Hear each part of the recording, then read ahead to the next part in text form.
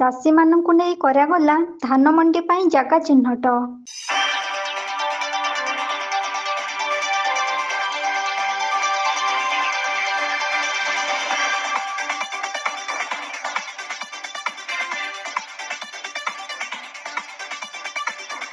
ଧାନ ଚାଷ ଓଡ଼ିଶାର ଏକ ପ୍ରମୁଖ ଚାଷ। ଧାନ ଚାଷ ହିଁ ଓଡ଼ିଶାରେ ପରିବାର ପ୍ରତିପୋଷଣ ପାଇଁ ଏକମାତ୍ର ମାଧ୍ୟମ କହିଲେ ଅତ୍ୟୁକ୍ତି ହେବ ନାହିଁ।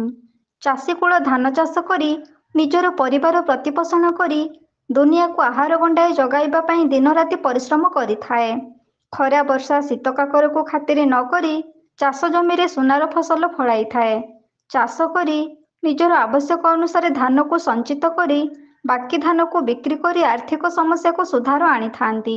ଚାଷୀଙ୍କ ସେହି ଅମଳ କରିଥିବା ଧାନକୁ ସରକାରୀ ସ୍ତରରେ କିଣା ଯାଇଥାଏ। ସରକାରଙ୍କ ନିର୍ଦ୍ଧାରିତ ମୂଲ୍ୟରେ ଚାଷୀ ଧାନ ବିକ୍ରି କରିବା ପାଇଁ ସରକାର ଖୋଲିଥିବା ଧାନ ମଣ୍ଡି କେନ୍ଦ୍ରକୁ ଧାନ ନେଇଥାଏ। ତେଣୁ ପ୍ରତ୍ୟେକ ଚାଷୀମାନଙ୍କ ପାଇଁ ରାସ୍ତାଘାଟର ସୁବିଧା ରହିଥିବା ସ୍ଥାନରେ ଧାନ ମଣ୍ଡି ଖୋଲାଯାଇଥାଏ। ଧାନକୁ ମଣ୍ଡି ପର୍ଯ୍ୟନ୍ତ ଗାଡ଼ି ଯୋଗେ ନେବା ପାଇଁ ସୁବିଧା ରହିଥିବା ସ୍ଥାନ ନିରୂପଣ କରିବା ପାଇଁ ଧାନ ମଣ୍ଡି ଚିହ୍ନଟ କାର୍ଯ୍ୟକ୍ରମ ଦେଖିବାକୁ ମିଳିଛି।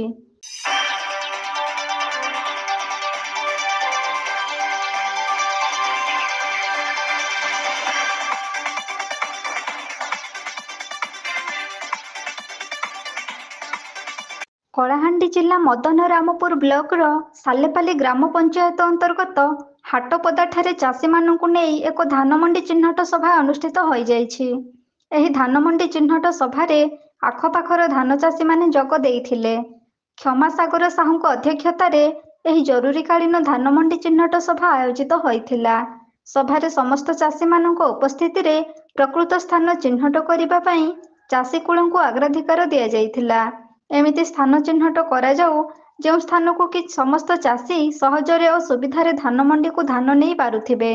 ଧାନ ମଣ୍ଡିକୁ ଧାନ ନେବା ପାଇଁ ହେଲେ ପ୍ରଥମେ ଭଲ ରାସ୍ତାଟିଏ ଦରକାର, ଯେଉଁଥିରେ କି ସୁବିଧାରେ ଗାଡ଼ି ଯାଇପାରୁଥିବା ଦରକାର। ସେମିତି ଏକ ସ୍ଥାନ ଚିହ୍ନଟ କରିବା ପାଇଁ ଉପସ୍ଥିତ ଚାଷୀମାନଙ୍କୁ ନିର୍ଦ୍ଦେଶ ଦିଆଯାଇଥିଲା।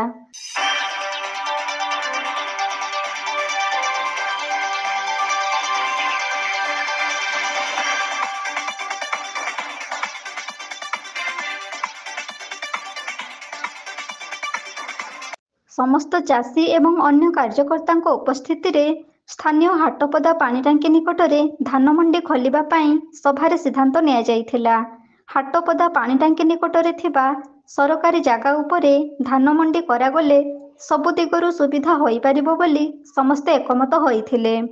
ଏହି ଚିହ୍ନଟ ସ୍ଥାନକୁ ଲିଖିତ ଆକାରରେ ମଦନରାମପୁର ତହସିଲଦାରଙ୍କୁ ଦିଆଯିବ ବୋଲି ସର୍ବସମ୍ମତିକ୍ରମେ ନିଷ୍ପତ୍ତି ନିଆଯାଇଥିଲା।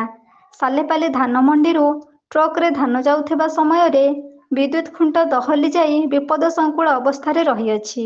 ପୁନର୍ବାର ସେହି ରାସ୍ତାରେ ଟ୍ରକ୍ ଯୋଗେ ଧାନ ଗଲେ ବିଦ୍ୟୁତ୍ ତାର ଲାଗିଯିବାର ସମ୍ଭାବନା ରହିଛି।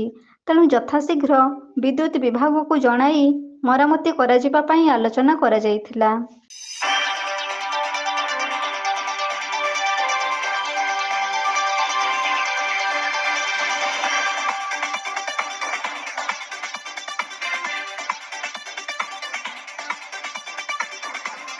ହାଟପଦାଠାରେ ନୂତନ ଭାବରେ ଖୋଲା ହେବାକୁ ଯାଉଥିବା ଧାନ ମଣ୍ଡିକୁ ସୁପରିଚାଳନା କରିବା ପାଇଁ ଚାଷୀମାନଙ୍କୁ ଗୁରୁଦାୟିତ୍ୱ ଦିଆଯାଇଥିଲା।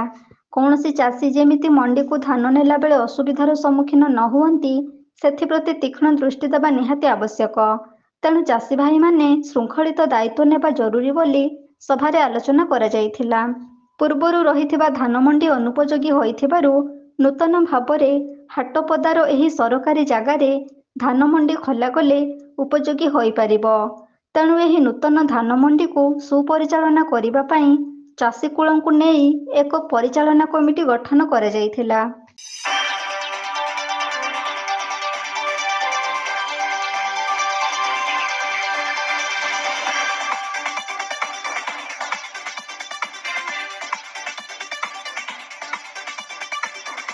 Bureau report, A B news.